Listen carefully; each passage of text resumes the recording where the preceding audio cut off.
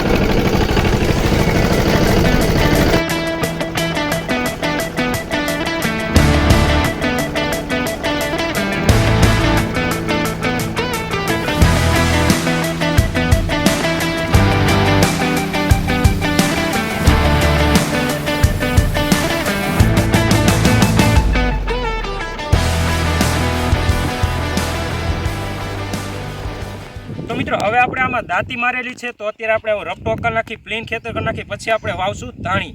તો ચલો અત્યારે ટ્રેક્ટરથી પ્લીન કરી નાખી.